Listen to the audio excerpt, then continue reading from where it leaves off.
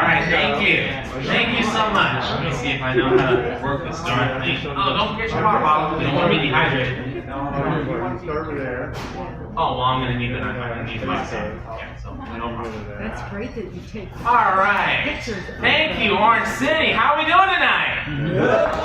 All right. Thank you. Thank you so much for having me tonight. So, I'm not only a stand-up comedian, but I'm also a ventriloquist. Yeah, and I brought a special friend with me tonight, and here's the thing. As a ventriloquist, I'm always looking for the best puppets to perform with me on stage, so we're going to have what I like to call a puppet audition. So I'm going to bring out my little friend. He's going to tell some jokes. You guys are going to be the judges. You guys are going to decide whether or not he has a place in my future show. So with that being said, just give me a few minutes, and I'll get my little friend out.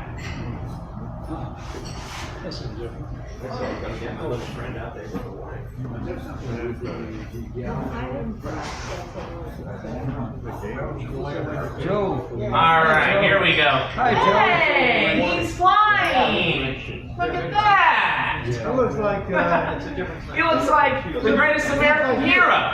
Believe it or not, I'm walking on air. I never thought I could feel so free. Flying away on a wing and a prayer. Who could it be? Believe it or not, it's just me. It's battery powered. Actually, that's just me.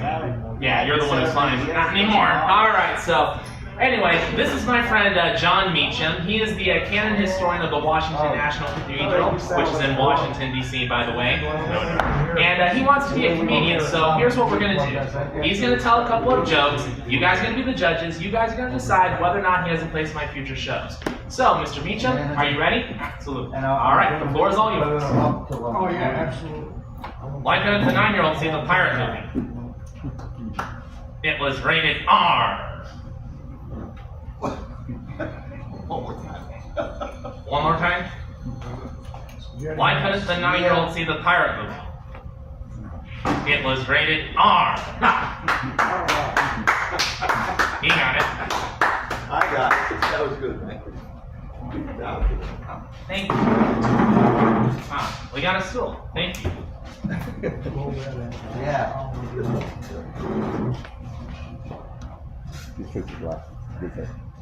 I'm going to have to push down for this one so I can adjust this right down here. Oh, no.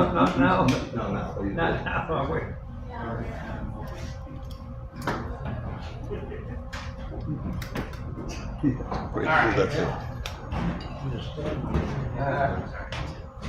What? Let's do that again. Oh. All right. Why couldn't the 9-year-old see the pirate? Here, let's check that out. It was rated R.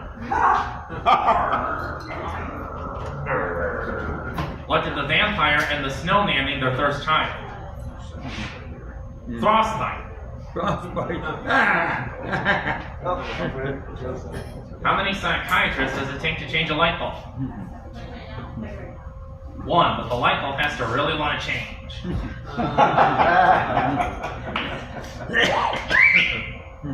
How many feminists does it take to change a light bulb? Don't even go there. Happy life means happy life. Am I right, fellas? Yeah. Sometimes. Yeah, that's right. I got not so much. Why was our first president always so clean? Because it was always Washington.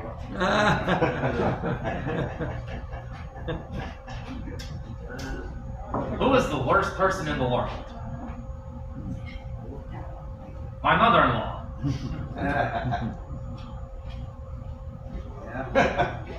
What's another name for a very weird guy? Vance Dykes.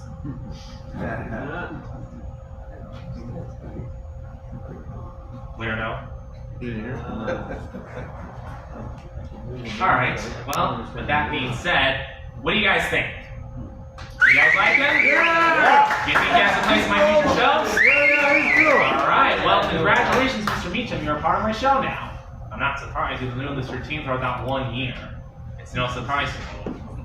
Yeah, but different locations. You know, we've been working on a new joke, and I want to try it out tonight. Hey, Mr. Meacham, don't you wish you had all the money you ever wanted? I wish I had all the money the IRS wanted. Yeah, you got that right. Am I right? Yeah. Get the IRS off our backs. Alright. So, I'm from Washington, D.C. And I traveled all this way to let you know, the American people, there's a monster at the White House. Oh, yeah. And his name is Donald Trump. Of course, you just had to go there. I don't know if this is the right territory, my friend. Well, here's the thing. I don't like Donald Trump, but Vance likes Donald Trump. Absolutely. Every time Donald Trump's name is on the ballot, I'm voting for him. You know, I don't care what anyone says. I think Donald Trump's the best president we've ever had. No, he's not. Yes, he is. No, he's not. Yes, he is. No, he's not. Yes, he is. No, he's not. Yo, man, you want to take this outside? What an irrational hillbilly. Alright, you know what? You're pretty much done, but I'm going to keep this comedy train rolling, so you're just going to sit this out for the rest of the night, so I'm going to do this by myself. How about that? You guys want me to do this comedy show by myself? Alright, here we go. Yeah, no distractions. No distractions. I need to fix that. And no more anti-Trump bull crap. Alright, so, I have a friend named Ferris. I call him Ferris Wheel, which is my way of saying I want to ride him. Oh boy. I love Ferris, man. You know, he's a real funny comedian. You know, he's the only Muslim I know who can hijack a plane, crash into a building, and joke about it the next day. He never forgets. Who's drinking? Needless to say, he did not get his 72 virgins. So now he's stuck with me. Alright, moving on. I have another comedian friend, his name is Gus, and he looks like a Muslim Mario. Oh, ala mia! He actually does this routine where he pretends to be Super Mario, and I gotta be honest with you, he sucks at it. It's just so dull and boring, it's so bland, he does it like this. Oh no, it's a Mario. And I'm like, come on man, you can do better than that. Give it some feeling, put some pizzazz and charisma to it. Make me believe that you are this character. You know, you gotta do it more like this. Oi, the mamma mia! Why am I talking like a Super Mario? I'm not even part Italian. I'm part Irish. Bartender, Guinness. Oh no, that's me lucky challenge. That's me lucky challenge. The match is really delicious. That is true. I am part Irish, which means I have an Irish dick. And it might be circumcised, but ladies, it's still magically delicious.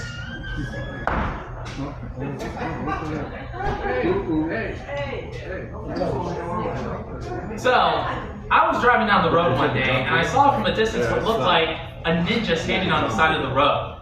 And I was like, what the heck is that? Why is there a ninja standing on the side of the road? I got a little closer and I realized, oh, it's a Muslim woman. For those of you who don't know, in the Islamic faith, there are some women who wear these garments that cover their entire bodies except for their eyes, and the headdress makes them look like Muslim ninjas.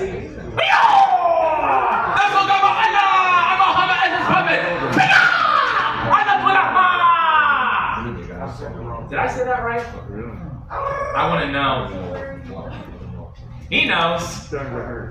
Next up. Alright, no more Muslim jokes, I swear. I'm going to talk about something else. So, I've been doing stand-up comedy for almost 2 years now, and it's a bit of a shock to me, you know, because I never thought in a million years that I would ever be a comedian, you know. I didn't always want to be a comedian. There was a time in my life that I actually wanted to be a cop. No, I did not want to be one of those racist cops that randomly pulls over a black person for a random reason. Yeah, gosh, you were going there, boy. Sir, I was going 30 miles an hour in a 40 mile per hour zone. Oh, the attitude. No, I did not want to be one of those cops. I wanted to be like the cops that we see in the action movies, like Die Hard, Beverly Hills Cop, and Rush Hour. You guys remember Rush Hour? Do you understand the words that come out of my mouth? Yes. Yeah. I always wanted to be one of those super cops that always went above and beyond to enforce the laws and fight crime, even if that meant going against the standard procedures of the department. In legal terms, that's called insubordination. So here's how I always figured that my career as a cop would be like. I would go out into the city and I would fight crime, going against the standard procedures of the department, of course. And I would come back to the department, and here comes my annoying partner out of nowhere, who, for whatever reason, he has this weird habit of saying the same thing twice. It's like, the captain's looking for you, he's really mad. You know what he said? You know what he said? He said this is the worst screw up ever. Personally, I don't think that's true. I look into the captain's office, I see that he's not in there. I think to myself, I can make a clean getaway. The problem is, my partner won't leave me alone. Where are you going now? Well, I'm gonna get my stuff, I'm gonna get the heck out of here. No, big mistake. You want my advice? You want my advice? No, dude, leave me alone. But he doesn't leave me alone. I'm not telling you what to do, but you know what I would do? You know what I would do? And at this point, I just ignored the guy. You know, I just go to my locker, I just try and get my stuff and try and get out of the department as fast as possible. But just when I'm about ready to leave the locker room, I hear the booming voice of doom behind me. Is that Dykes in there? He found me. I don't know how he always finds me, but he always does. He finds me. And here it comes, my boss, the captain of homicide in our department. He's power walking towards me, and he's got this angry look on his face like he's about ready to swallow his own mouth. And I try and play it off. I'm like, hey boss, how you doing? He's not having it. You might tell me what the heck you go off going to cover authorization. What the heck is this all about? You want to play some stupid cowboy cop nonsense? Don't do it in somebody else's racing. You might hear my side of the story. What's your side of the story? Thank you. Well, that's my side of the story. Let's hear your side of the story. I'm not taking any more of this crap from you. You're not just a little stunt you know it's going to cost the city. I don't think cost is the issue here, sir. I think the issue should be my blatant and disregard for proper procedure. You got that right, wise guy! The man called the chief called the deputy chief, and the deputy chief just beat the crap out of me. You see how I'm all black, don't you? Is that a rhetorical question? For those of you who didn't get that, in this movie, my boss is supposed to be a black man. You know, just like in the 1980s action movies, you know, the hero's boss is always a black man, probably in his mid-40s, he's wearing a suit, sometimes with the dress jacket, sometimes without the dress jacket, and he's rocking that mustache. Beach fuzz! Anyway, back to the movie. Where the heck did you get a truckload of cigarettes from anyway? Me and Pop got hijacked. Pop got hijacked? That bus went down last week! That truck's supposed to be in the wrong path! At this point, I realized I'm not getting anywhere with the boss, you know, and I figured the best thing I can do is just admit that I was wrong, throw myself at his mercy, and just hope for the best. Look, boss, I thought I was doing the right thing, but apparently I was wrong, and I'm really sorry. And he sighs as he says, listen, Vance, no all these setups you understand. You're a good cop, and you got great potential, but you don't know everything. You ain't no psycho, and I'm tired of taking the heat for you. One more time, you're out on the streets. You understand me, son? Yes, sir, I understand. And at this point, I'm not in trouble anymore. You know, it's all water under the bridge, but I can't help myself. I just have to say it. Hey, boss. I just want to say that I think that black is beautiful. Oh, so really? I mean it. I think black is beautiful. That's why Scary Spice is my favorite spice. Don't mess with me, man. Not now. Where's getting out, isn't it? Where's getting out? Yes, Place to be. yeah, that's how I always assumed that my career as a cop would be like. But, you know, things in life change, and I gave up on my dreams of being a cop. And, you know, this is where I wish that my comedian friend from Daytona Beach, Kenny Glass, I wish he was here tonight because he would get a kick out of what I'm about to say next, you know. I gave up on my dreams of being a cop, you know. And this is where you guys are going to ask me, well, why, Vance? What happened? Well, there was this girl. And I don't think I need to say anything more than that. And on that note, I think this has been a very fun night. You guys have been a wonderful audience. Thank you so much. And ladies and gentlemen, one more round of applause for my good friend from Washington, D.C., John Meacham. Thank you. Thank you very much. You guys have been a great audience. Thank you very much, and have a great night. Give it up for Vance and Mr. Meacham.